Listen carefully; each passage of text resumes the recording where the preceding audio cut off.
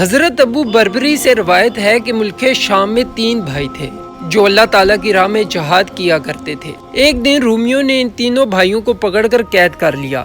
جب ان تینوں کو بادشاہ کے سامنے پیش کیا گیا تو روم کے بادشاہ نے پیشکش کی کہ میں اپنی تمام سلطنت تمہیں دیتا ہوں اور اپنی لڑکیوں سے تمہارا نکاح کرتا ہوں، بشرطے کہ تم اپنے دین سے باز آ جاؤ اور نصرانیت قبول کر لو۔ ان تینوں بھائیوں نے بادشاہ کی پیشکش کو ٹھکراتے ہوئے رسول پاک صلی اللہ علیہ وآلہ وسلم کی محبت میں نعرہ لگایا۔ بالآخر بادشاہ نے حکم دیا کہ 3 دیگوں میں تیل ڈال کر انہیں 3 دن تک آگ پہ کھولنے کے لیے چھوڑا جائے۔ پھر ہر روز تینوں کو دیگوں کے سامنے لا کر خوف دلایا جاتا اور تینوں اسلام سے باز رکھنے کی کوشش کی جاتی، لیکن وہ باز نہ آئے۔ بالآخر پہلے بڑے بھائی کو ایک دیگ میں ڈال دیا گیا اور دوسرے کو دوسری دیگ میں۔ دونوں کے گوشت ہڈیوں سے جدا ہو کر چل گئے۔ جب تیسرے اور سب سے چھوٹے بھائی کی باری آئی تو اسے دیگ کے قریب لایا گیا اور دیگ میں ڈالنے سے پہلے ایک بار پھر نصرانیت قبول کرنے پر آمادہ کرنے لگے۔ جب اسے نصرانیت پر قائل نہ کر سکے تو دیگ میں ڈالنے ہی لگے تھے کہ اسی دوران وہاں ایک بے دین شخص آیا اور کہنے لگا، اسے دیگ میں مت جلاؤ، میں اس کو اس کے دین سے پھیروں گا۔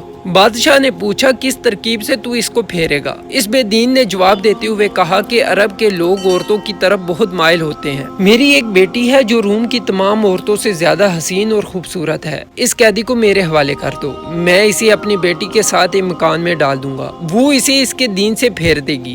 بادشاہ نے اس کے لیے 40 دن کی مہلت مقرر کی اور اس قیدی کو اس کے حوالے کر دیا۔ وہ قیدی کو ساتھ لایا اور اپنی بیٹی کے ساتھ ایک مکان میں رکھ دیا اور بیٹی سے تفصیلی قصہ بیان کر دیا۔ بیٹی نے باپ سے کہا، آپ بے فکر رہیں، میں اس کو دین اسلام سے پھیر دوں گی۔ قیدی لڑکی کے پاس رہنے لگا، دن بھر روزہ رکھتا اور رات بھر عبادت میں کھڑا رہتا۔ مسلسل اسی طرح کرتا رہا، یہاں تک کہ مقررہ مدت کے اکثر دن اسی طرح گزر گئے۔ ایک روز باپ نے بیٹی سے حصول مقصد کے بارے دریافت کیا، جس پر بیٹی نے جواب دیتے ہوئے کہا کہ ابھی تک مجھ سے کچھ نہیں ہو سکا۔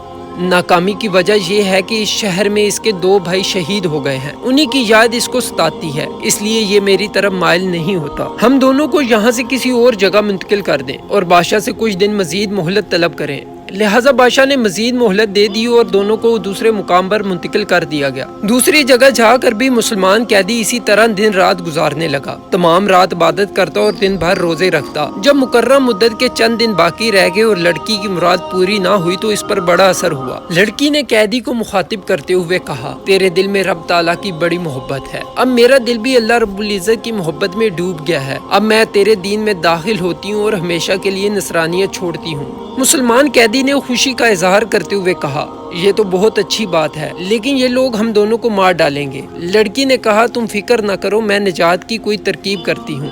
کچھ دیر بعد لڑکی سواری لے آئی اور دونوں اس پر سوار ہو کر نکل پڑے۔ دونوں رات بھر سفر کرتے اور دن میں کہیں چھپ جاتے۔ ایک رات دونوں سفر کر رہے تھے، اسی دوران انہوں نے پیچھے گھوڑوں کے دوڑنے کی آوازیں سنی۔ جب مڑ کر دیکھا تو اس قیدی کے 2 بھائی آ رہے تھے اور ان کے ہمراہ اللہ رب العزت کے بھیجے ہوئے فرشتے بھی تھے۔ قیدی نے اپنے 2 بھائیوں سے حال دریافت کیا۔